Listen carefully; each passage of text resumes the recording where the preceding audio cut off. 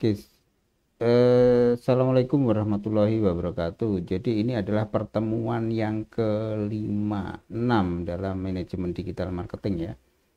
Tentang bagaimana kita ketika sudah mengidentifikasi pekerjaan-pekerjaan yang ada di divisi marketing, kita membuat pola dan sistem apa saja yang harus dikerjakan dalam divisi marketing itu, sehingga nanti delegasi ke karyawan, kemudian delegasi ke orang lain yang apa namanya, yang support pada sistem marketing kita itu bisa secara sistematis dan diukur tingkat efektivitasnya, yaitu dengan cara membuat namanya standar operating prosedur atau SOP, atau pula juga dinamakan OI, operation instruction ya.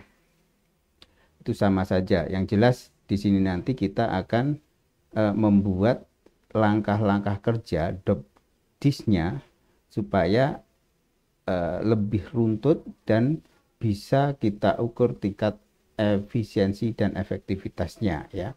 Misalnya ini saya mau buat, ini contoh saja ya, mau buat untuk Departemen Pemasaran Digital Zaidan Group misalnya, eh, eh, yang menggunakan platform Facebook organik dan WA marketing ya.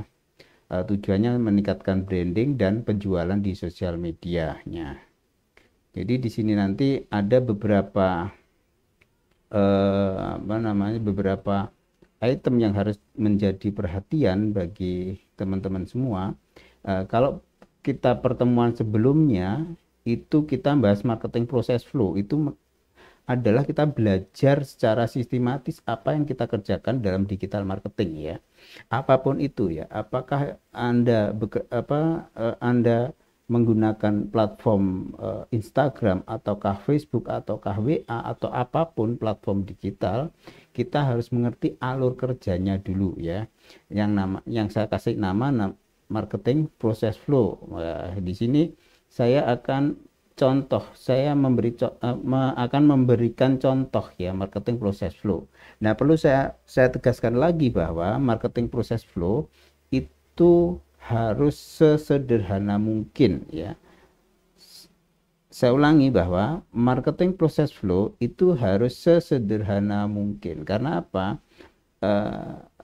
Divisi marketing atau departemen marketing itu adalah sebagian dari sistem dalam satu bisnis itu sendiri, sehingga sumber daya yang kita perlukan itu harus efektif di situ, sehingga tidak mengganggu divisi-divisi lain yang tentunya membutuhkan sumber daya yang juga membutuhkan sumber daya ya. Jadi kita harus efektifkan di divisi marketing. Kita bukan konsultan di marketing, yang dimana di marketing itu ada beberapa pos-pos yang harus di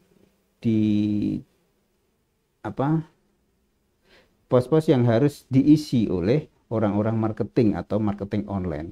Tapi saya ini adalah aplikasinya ke UKM atau pengusaha atau pebisnis, di mana marketing itu adalah bagian dari sistem bisnisnya ya. Nah, supaya apa? Supaya nanti sumber daya yang ada, kemudian mulai dari sumber daya manusianya, kemudian sistemnya itu bisa langsung diaplikasikan ya. Jadi kita harus tahu. Jadi di sini saya, seperti pertemuan KMP sebelumnya, saya hanya ada 2 atau 3 ya. Yang pertama adalah content creator, traffic maker, sama CS ya. Artinya hanya ada 3 aktivitas. Ini sudah saya peras dari beberapa organisasi digital marketing itu, supaya teman-teman tidak terlalu memikirkan sumber daya yang besar di marketing itu. Jadi setelah itu kita menentukan langkah kerjanya. Pada tahap persiapan itu apa saja langkah kerjanya ya.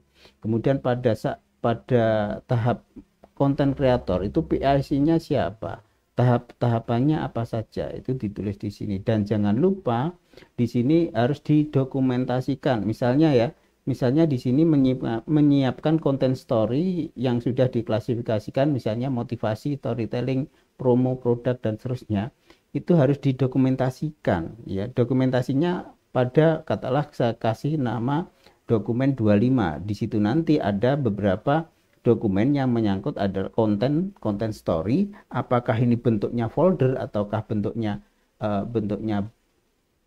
sheet atau lembar ya. Yang jelas di sini nanti tergantung dari Anda mendokumentasikannya. Jadi satu SOP itu nanti membawa ada beberapa dokumen, bahkan satu SOP itu harus satu file besar yang berisi dokumen-dokumen yang mendukung dari SOP itu sendiri. Di sini banyak sekali dokumen-dokumen yang harus disiapkan ya. Nah, di sini baru konten kreator yang banyak dokumennya. Kemudian traffic makernya itu nanti biar gampang mencarinya ya. Misalnya di sini ada riset produk, analisis pesaing ya. Itu referensinya ke dokumen 23 yang sudah dibuat oleh konten kreator tadi ya. Dan seterusnya mulai sampai ke CS delivery. Artinya supaya lebih tertata, kemudian juga tidak lebih terkontrol lah, jadi aktivitasnya seperti itu. Misalnya si traffic makernya itu mau share konten ke marketplace 20 produk, ini di mana saya harus nyarinya? Oh, kontennya ada di file 25 katakanlah. Kemudian file elektroniknya ada di folder D.2 konten .2 dan seterusnya, garis miring dan seterusnya ya. Nah, langsung ketemu. Jadi ketika nanti memulai suatu pekerjaan apa yang dilakukan, itu dokumen-dokumennya itu juga harus dipersiapkan. Tuh ya. Demikian juga dengan proses yang lain. Nah, ini. Jadi ini nanti PIC-nya siapa diperiksa dan disetujui, dan SOP ini harus terus diupdate. Ketika sudah ada SOP semacam ini harus diaplikasikan dulu, dan diukur dari sisi kemampuan karyawan, kemudian juga waktu yang dibutuhkan untuk menjalankan SOP ini. Jadi seorang business owner harus tahu berapa lama atau berapa waktunya yang dibutuhkan untuk membuat pekerjaan-pekerjaan yang sudah kita tentukan di sini ya.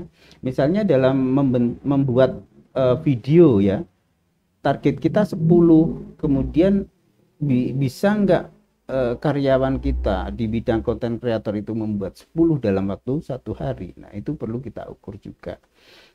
Kalau misalnya kurang atau tidak mampu, berarti ada skill yang harus ditingkatkan atau mungkin menambah karyawan yang ada, tergantung nanti permasalahan yang ada di lapangan seperti apa.